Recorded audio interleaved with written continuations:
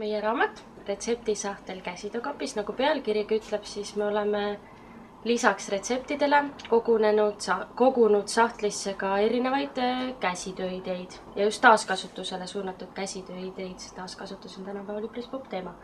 Kas sa mäletad, kuidas meil see kõik alguse sai?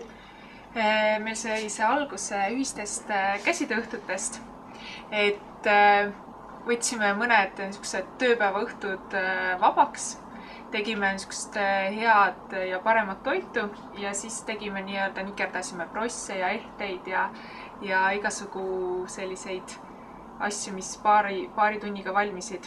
Ja ma mäletan küll üks õhtu, see oli, mäletad, sinu juures olime? Hästi külm talv oli, õues puhus tuul, sinu juures veel ahjus tuli praksus. Laud oli käsitööasjadest nii täis, et ise vahustatud piimaga kohvitass enam sinna põhimõtteliselt ka ei mahtunud, söögist rääkimata. Ja nii ta vist oligi, see oligi see sama õhtu, kui me mõtlesime, et miks mitte. Et nii palju on ju süüa tehtud, et koguks siis kõik ühte tagant vahele.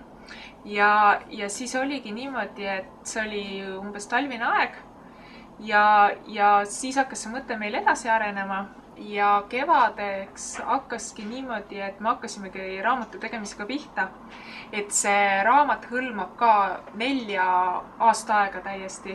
Et kevadel tegime kevade osa, suvel tegime suve osa, talvel talve osa, sügisel sügise osa. Et ei ole niimoodi, et talvel on näideldud kevade osa, et kõik on ikkagist omal aasta ajal toimunud. Ja, just. Aga et raamat ei ole siiski konkreetselt 4 aastaeks jaotatud, vaid meil on 7 teemat, mis siis läbivad seda 4 aasta aega. Et alustasime me siis põhimõtteliselt peenrast, rohenäpud, et pissime ürti ka toidu sisse. Ja, siis tuli piknik. Ja. Siis tuli juba maakodu, turuteema. Peale seda kolisime tuppa. Ja, siis kutsusime sõbrannad külla. Ja siis tegime koos ja maitsva hommikusöögi. Ja siis tuli juba lõõgastav talveõhtu. Ja siis veel laste sünnipäev. Ja laste sünnipäevaga siis pidulikult raamat lõpebki. Ja see on niimoodi, et ega need teemad ei ole tulnud iseenesest, et minu maakodus sai alguse see maakodu teema, et sinna me võtsime sellised retseptid näiteks, et maakodus ei ole peened ahjusid ja miksreid, et seal on ikkagist huugab grill ja on sellised toidud, mis valmivad. Käigu pealt segad kokku peenralt potti põhimõtteliselt. Ja Pärnu turus sai alguse meil turuteema, et seal on meil niisugune juba teada-tuntud hapukurgimüüja ja selles mõttes, et Tädi Malleks kutsume teda. Teadmatu tegelikult, mis nime ta kannab. Aga jah.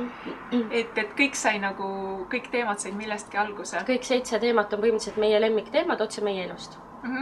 Ja see sisaldab siis raamat kokkuvõtlikult võib öelda, et käsitööd ja retsepte. Ja kõik on väga lihtsad. Jah, et me põhimõte ongi selles, et võimalikult kiiresti valmis ja siis hästi maitsvalt kõhtu. Just.